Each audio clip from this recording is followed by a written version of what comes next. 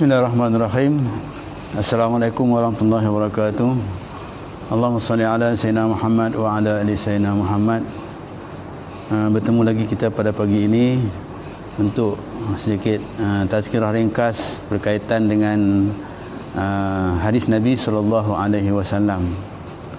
Imam Al-Bukhari dan Imam Muslim meriwayatkan daripada Aisyah radhiyallahu anhu, beliau berkata, maksudnya Rasulullah sallallahu alaihi wasallam bersabda, orang yang membaca Al-Quran dalam keadaan dia mahir membacanya, kelak dia akan bersama para malaikat pembawa risalah mulia lagi taat kepada perintah Allah Subhanahu wa taala. Manakala orang yang membaca Al-Quran dalam keadaan dia mengulang-ulang bacaannya kerana tidak mahir membaca Al-Quran serta merasa sukar membacanya, maka baginya 2 pahala.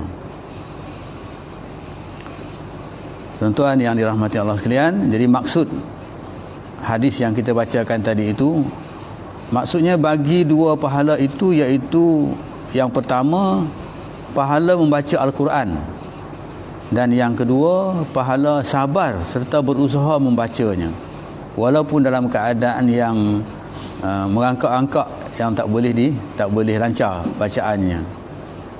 Jadi dapat kita fahamkan daripada hadis, maksud hadis Nabi sallallahu alaihi wasallam ini, bahawa kita dituntut untuk sentiasa membaca Al-Quran. Mudah-mudahan dengan sentiasa membaca Al-Quran itu kita akan menjadi mahir, ya. Dan bukan setakat kita mahir, dan selepas itu dapat kita memahami Al-Quran itu dengan baik dari segi makna, ataupun kita dapat kita tadabbur Al-Quran itu dengan baik dan dapat kita amalkan dalam kehidupan kita.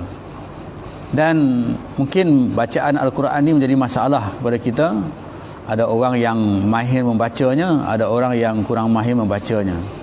Tetapi bagi mereka yang kurang mahir membacanya, janganlah disebabkan kerana kurang mahir membacakan itu menyebabkan tidak membaca Al-Quran.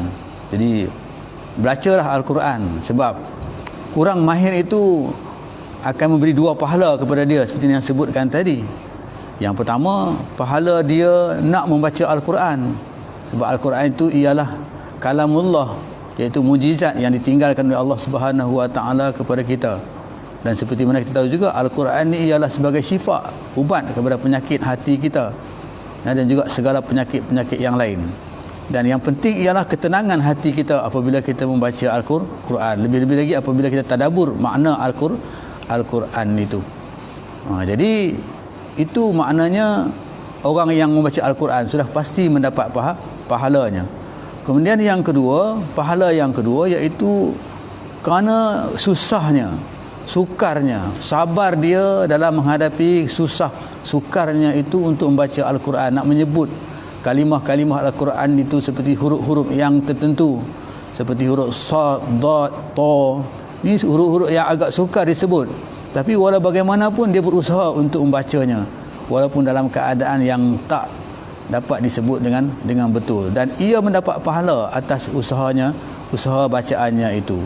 Jadi saya seru kepada diri saya dan juga kepada tuan-tuan dan puan-puan yang dirahmati Allah sekalian, marilah sama-sama kita membaca Al-Quran, ya, walaupun dalam keadaan yang kita tak mahir. Mudah-mudahan dengan mula-mulanya kita tidak mahir, tapi akhirnya kita akan menjadi mahir apabila kita ulang-ulang membaca Al-Quran itu. Jadi itulah yang dapat disampaikan pada pagi ini, ya. Mudah-mudahan seperti mana kita tahu dalam hadis yang lain juga menyebut bahawa Al-Quran inilah yang akan menjadikan teman hidup kita dalam kubur nanti. Jadi itulah yang dapat sampaikan pada pagi ini. Jadi wabillahi taufiq wa hidayah. Assalamualaikum warahmatullahi wabarakatuh.